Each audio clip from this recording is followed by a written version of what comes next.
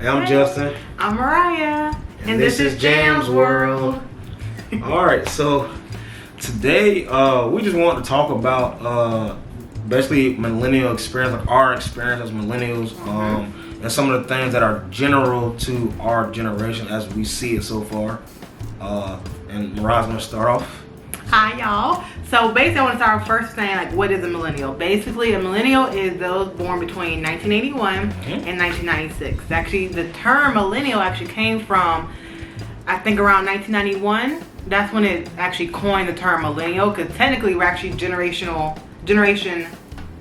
is it Y? Yeah, I think we're generational Y, if we're going by the chart. But millennial became a term because we became the most researched and sought out next generation. For some reason, we became a very hot topic of the next wave because we're going to be the first generation in the 2000s. So they were really curious about how we're going to think, how we're going to act, and of course we come from the big tech boom from the 80s. So we were very well thought out. So I think it's very kind of cool to be a millennial. We're very, very well researched. Let's say that. Okay. Yeah. And to start, jump into what we're, the basis of our conversation today. So I think that our generation, and like just the large scale of things, and most of us are still kind of young. There's a good portion of us that are in their 30s, probably have families and everything. There's a good portion in our 20s. So the younger generation, that 1996 and just early 90s in general, I think that we're gonna have a big, not necessarily fight, but it's gonna be a struggle though, as far as socially, politically, racially, a lot of different things we're gonna have to fight for as we come up and become the next leaders, generation of leadership, as we get to that stage of where the older generation is passing on and we're next up to the plate. And we're gonna have to do a lot of changing things, and we're gonna have to find a lot of things that we want to keep and a lot of things that we want to throw away and bring in our own ideas. But I personally believe that we're just gonna have to be very, very careful what we pick and choose, because and not getting too political, because I kind of want to stay away from that. But there's certain things that are happening now as far as like PC culture, and maybe it's just kind of anecdotal, and I don't know anybody else's experience, but especially with religion, like in Christianity in general, a lot of people seem to want to attack that, and that's gonna be something we're gonna have to fight for, because it's like, we're a Christian couple. There's a lot of Christian couples out there. There's a lot of people that believe in God, believe in Jesus Christ, and like I said, believe in God, and just in general, they could be Jews, they could be Muslims, whatever. We're gonna have they believe in a God. Yeah, we're gonna have to fight for that. Freedom of thought. That freedom of thought, that freedom of religion, because I don't think the generation, like my parents' generation, I don't think they understand. It's like, there's people out here that want to completely get rid of the church. Well, that's been that's always been around. But the church has always held power in the past. Now it's just like, what's gonna happen next? We don't know. Yeah. So we gotta be careful, and we gotta be careful how we vote. And not just fear monger or anything like that. No fear. But it's just it's just reality. Mm-hmm. We have to know who we're voting in. We have to know what they think. We have to know, and we have to try to, especially on the local level. I think that's more important than voting for a president. Local level. Yeah, people voting. That's where the people that's on the ground talking to people. That's what we need to be worried about. Yes, sir. But on to the next point. Next point, I believe that we're also, like I said earlier, we're the most studied generation. I also believe we're the most misunderstood. For example, a lot of those that study, especially the older generation, they like to say we're very self-centered. I like to say we're very into self-expression. Let's say that. I feel like we're really good on self-improvement, mental health. We talk about things, social issues. We're really big on that in this generation. And I feel like that kind of gets misunderstood as being self-centered, when no, everyone to be their best selves. And also we make up the fun fact.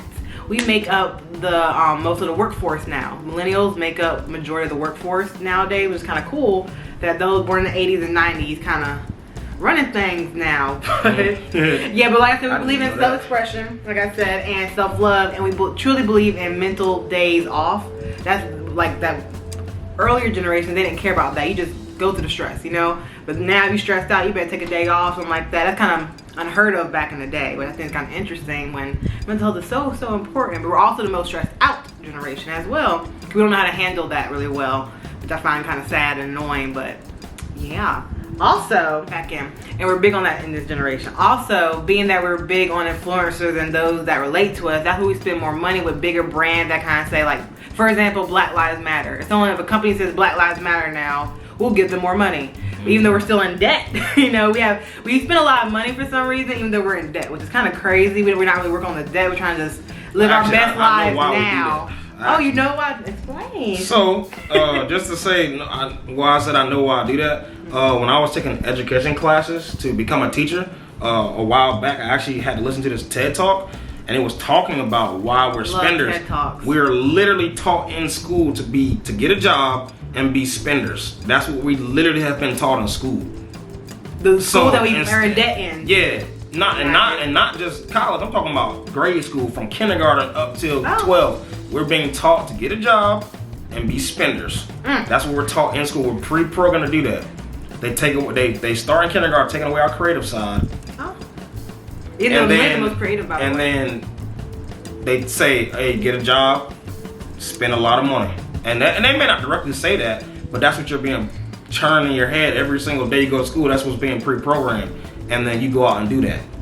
So that's just a tidbit. And I think that's why a lot of people are starting to homeschool. A lot of people are trying to figure out if they can do private school, whatever the case may be, to try to get away from that programming.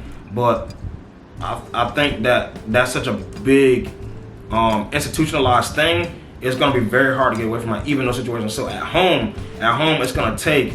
Everything starts at home. It's going to take that, because me personally, and this may just be in my blood, that I can bear. Like, I don't like having jobs. I work. I'm not saying I'm lazy and I don't go to work. You have I work. 110 jobs. I work. I've had a whole lot of jobs. I may have not kept them for that long, but I've had a whole lot of jobs. So now I'm thinking of ways to start businesses, multiple businesses, because that's what I was raised on. My parents are both entrepreneurs.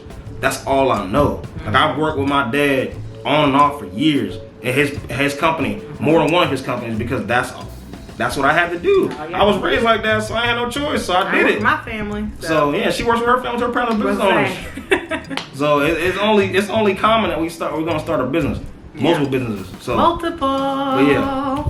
You wanna go to your point? You wanna go to mine? Oh yeah, and I did actually have a point.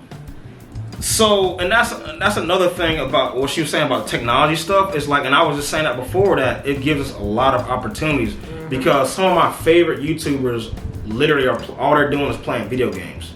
That's all they're doing. And getting paid. That's technology. They're doing something I've been doing my whole life. And now if I had known that 10 years ago, and I was, and the way I love playing video games now, and back then too, I would have been on it already.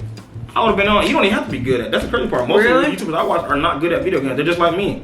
They mess up. They just happen to videotape it. But they have good commentary. Yeah, it's just fun to talk about. It's watching you play a video game. People like your country time. You could do it. And me, and just technology in general, like just that advantage and that access to things, because like this phone right here is literally a computer in your pocket. My dad, when he was my age, didn't have this. His daddy, when he was his, definitely didn't have this. But we got we literally have a computer in our pocket. There's so many things we can do with this.